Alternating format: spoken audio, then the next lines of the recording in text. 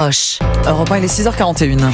Ne plus être assuré, déjà, à notre échelle, on imagine la galère que cela peut être. Mais alors imaginez pour une commune tout entière, les sommes en jeu peuvent être autrement plus élevées. C'est pourtant la situation de nombreuses villes abandonnées par des assureurs face aux catastrophes climatiques et parfois à la casse des émeutes. Alors comment enraye-t-on ce phénomène? En sommes-nous seulement capables? Vous en parlez avec votre invité, Victor Pourchet. Il s'agit d'Olivier Moustakakis, cofondateur d'Assureland.com, spécialiste de la comparaison d'assurance en ligne. Bonjour Olivier Moustakakis. Bonjour. Et bienvenue sur Europe 1. J'ai commencé à le faire juste avant, mais est-ce qu'on peut décrire concrètement comment ça se passe? Les communes, les maires reçoivent un coup de fil de l'assureur qui dit je romps le contrat? En l'occurrence, c'est un courrier, mais c'est un peu la même démarche. Alors, pourquoi en est-on arrivé à cette situation? D'accord? Il faut peut-être remonter un petit peu en 2010. Parce que la situation et le point de départ de cette situation aujourd'hui chaotique vient de 2010, où en 2010, il y a eu une énorme guerre des prix de certains assureurs, deux en particulier, qui ont voulu gagner énormément de parts de marché sur les collectivités. Donc ils ont fait des tarifs très bas, qui correspondaient pas à la réalité des risques qu'il y avait à assurer. Donc la plupart des autres assureurs se sont retirés du marché, parce qu'ils n'ont pas voulu suivre cette folie de baisse tarifaire.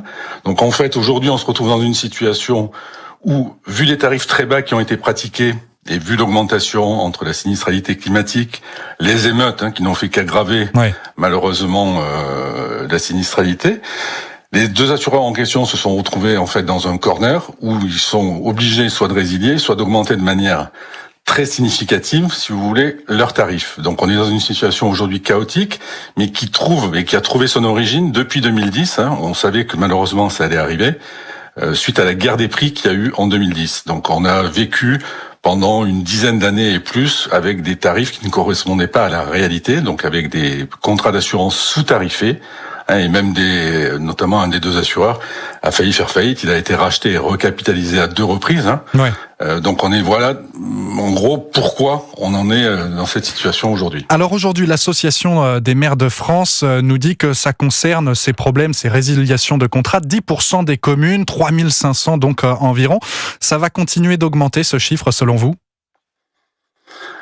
Alors, vu qu'on est malheureusement dans une période inflationniste en matière de sinistralité, d'accord, ici on a à vivre à nouveau des phénomènes d'émeutes, etc. Malheureusement, on est sur une tendance haussière, d'accord. Et surtout, il y a un grand écart entre les tarifs qui n'étaient pas adaptés. Donc il y a déjà un rattrapage, si vous voulez, de l'ensemble des tarifs qui ont été pratiqués par le passé, plus la sinistralité qui augmente. Donc malheureusement, oui, on est sur une phase très inflationniste, d'accord. Certains assureurs commencent à revenir sur le marché puisque les tarifs maintenant vont être cohérents, si vous voulez, par rapport aux risques à couvrir. Mais on est dans une situation qui est compliquée pour certaines communes, notamment les plus petites. Oui. Et quand on parle d'augmentation des prix, Olivier Moustakakis, ça représente quoi? Des augmentations, c'est x2, c'est x3? Est-ce qu'on a un ordre d'idée? Alors, ça dépend des typologies des risques et des communes, mais oui, on est sur des phases d'augmentation qui sont très très importantes. Mais il faut regarder aussi le fait que les tarifs qui étaient pratiqués jusqu'alors n'étaient pas cohérents non plus. Donc l'augmentation est d'autant plus importante que les tarifs précédemment appliqués correspondaient pas à la réalité du risque à couvrir. Olivier Moustakakis, je vous rappelle que vous êtes cofondateur d'Assureland.com. Il y a un phénomène qui est assez nouveau, en tout cas pour les auditeurs qui nous écoutent. Certaines communes s'assurent à l'étranger. Je prends l'exemple de Dinan dans les Côtes-d'Armor, dont le maire est allé chercher son assureur au Japon. Ça pose pas des questions de souveraineté quand même? En l'occurrence, non. C'est ce qu'on appelle la libre prestation de service. Donc, c'est un dispositif qui permet à des assureurs étrangers d'opérer sur le territoire français. Donc, ça se fait déjà dans d'autres domaines. Donc voilà. Donc, il n'y a pas de souveraineté nationale qui est en jeu par rapport à ça. Ça permet souvent de trouver des solutions quand le marché est plus restreint, il y a moins d'offres proposées par les assureurs qui opèrent directement sur le territoire français. Donc voilà, ça fait partie des possibilités qui sont offertes. Le vrai sujet aujourd'hui, parce qu'il y a quand même des communes qui ont encore des vraies difficultés. Il y a eu une mission sénatoriale en mars avec Monsieur Husson qui a émis un rapport. Il y a aussi l'Association des maires de France qui a fait des propositions.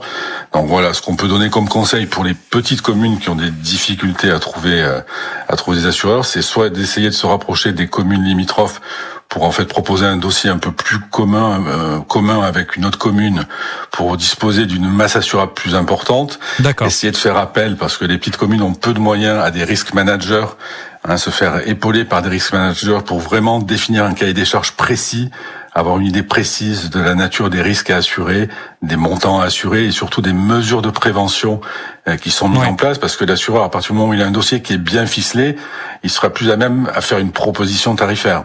Donc voilà, donc ça fait partie des éléments aussi qu'il faut mettre en œuvre. Et il y a l'Association des maires de France qui aide aujourd'hui certaines communes justement à ficeler des dossiers, à mieux préparer, si vous voulez, des cahiers des charges pour présenter des dossiers entre guillemets présentables à des assureurs et pour attirer de nouveaux assureurs. Et pour essayer de contrer ce phénomène. Merci Olivier Moustakakis. Je rappelle que vous êtes le cofondateur d'assureland.com, spécialiste de la comparaison d'assurance en ligne. Bonne journée. Merci, bonne journée.